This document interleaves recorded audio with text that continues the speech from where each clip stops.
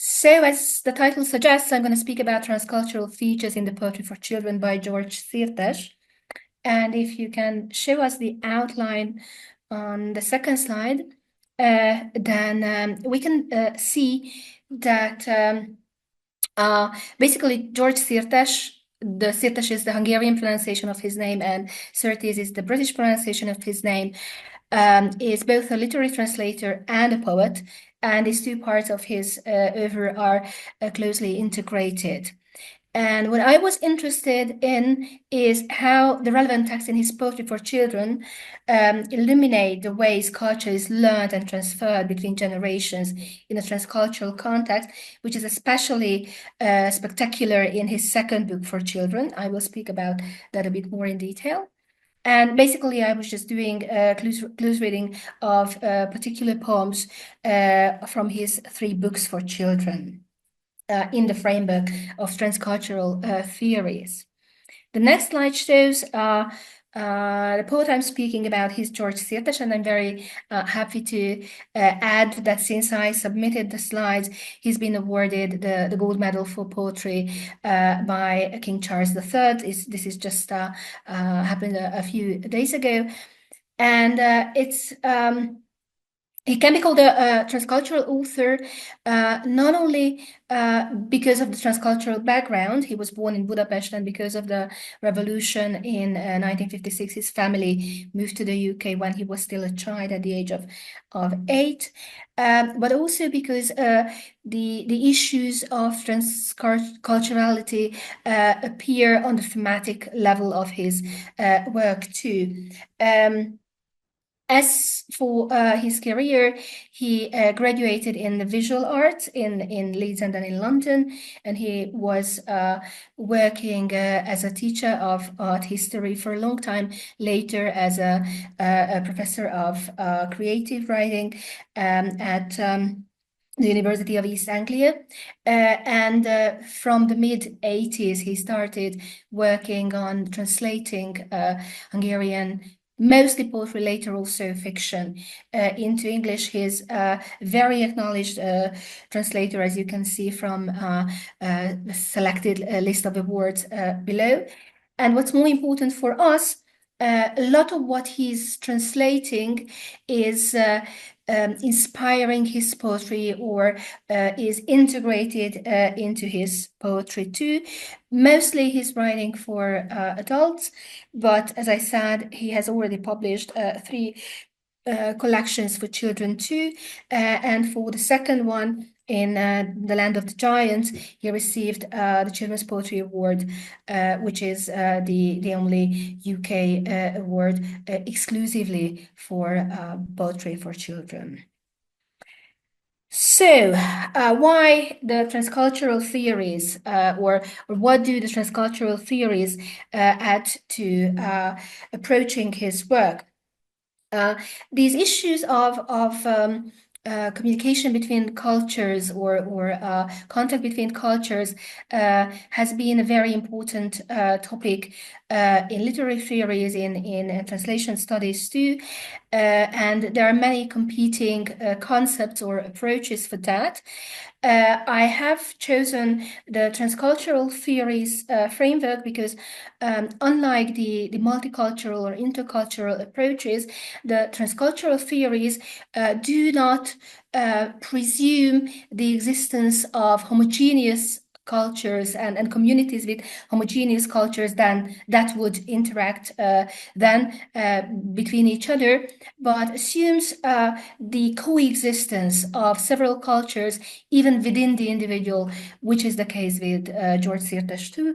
And I just wanted to mention some of the major theorists in the field. Fernando Ortiz is the first who's known to have used the term transculturation in the mid-20th century, but actually transcultural theories became really popular in Europe since the end of the 20th century, and especially in the 21st century. So the most important theorist is probably Wolfgang Welsch, who claimed that work on one's identity is becoming more and more work on the integration of components of differing cultural origin. So he connects identity in the individual identity with this experience and of and reflection on multiple cultures.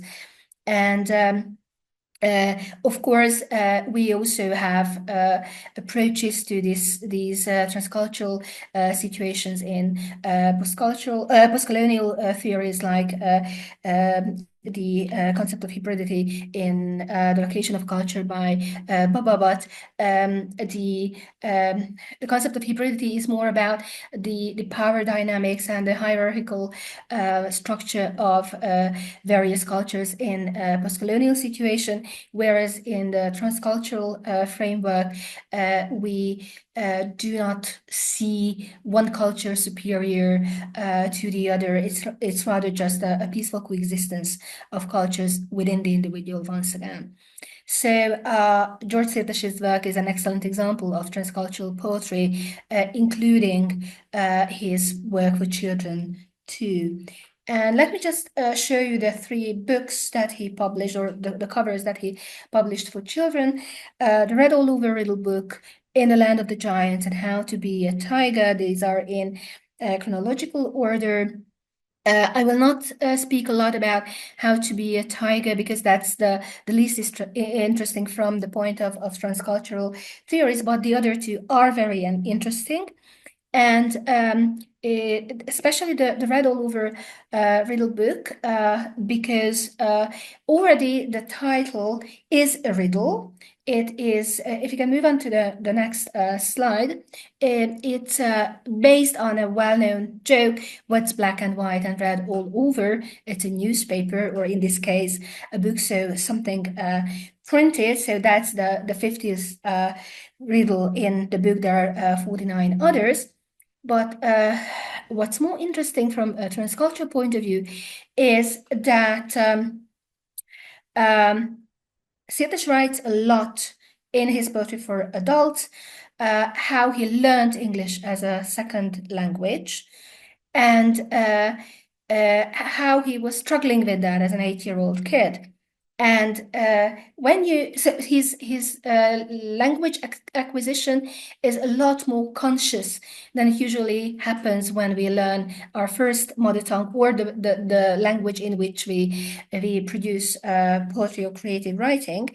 And because of this consciousness of learning the language, he basically perceives of language as a riddle in which you see phenomena, and there is a correct word for each phenomenon, a correct answer for each of these riddles, for each of these questions, and you can guess, and then you can feel the pleasure of finding the correct answer. So this structure of language as a riddle in itself lurks behind the book in my reading. And that's also manifested in the structure of the book, because if we move on to the next slide, we can see that basically you have the short poems, and then you have the illustrations, and very often the illustration gives the reader the solution, either because the answer, the word of the answer, is incorporated into the image, like in the case of lightning, or letters of the solution are combined with visual elements in the drawing, like in case of the apple tree, or there is no written answer, but the illustration actually represents the very object that gives you the answer, as in case of the tab. So basically, the Red-All-Over Riddle Book is a very usual riddle book for children, but it makes problematic in a very joyful, pleasant way what the young Szirtes had to struggle with, that is second language acquisition, or language acquisition at all. The other very important book Yeah, this is just an excerpt from a poem in which he writes about his learning the second language. These were the words I learned. Your lips and tongue explore these sounds, the spitting th, were the rolling silence of water, the joyful crowned vowels. These were the words I learned. These were and are the words that I now teach my children. The and were are sounds which we don't have in Hungarian, so they were especially challenging for him. And also in this poem, you see how language is not just something that you learn, but that you pass on to the next generation, which is the idea that connects this poem to the next book, In the Land of the Giants, which is dedicated to his two children, Tom and Helen, and to his grandchildren at the time, Marley and Lucas. It contains 5 cycles, and the two that are really interesting for us are the 5th and the 7th cycle. The 5th cycle gives the title of the book, In the Land of the Giants, and the 7th includes not his own poetry, but poems translated from the Hungarian, as the title of the cycle suggests. Let me just quickly quote from his blog where he described the birth of this book. There was a set of about 50 tiny drawings made by our daughter Helen when she was just 9 or 10. I can't quite remember where she made them. It might have been at home, or it might have been on one of our longest stays in Budapest in the 80s. They were extraordinary pieces of characterization, very sophisticated for her years, each wanting to speak, so I wrote a poem for each of them. That's about cycle 5. And about cycle 7, I was also asked to translate a number of children's poems from the Hungarian, from Sándor Vörös, Zoltán Zák, Otto Orbán, and others. Those appeared in another book of 1997, Sheep That Go to School, edited by Andrew Fusak-Peters.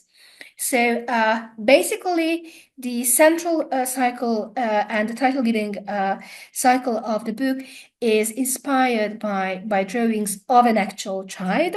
It is about this communication between generations.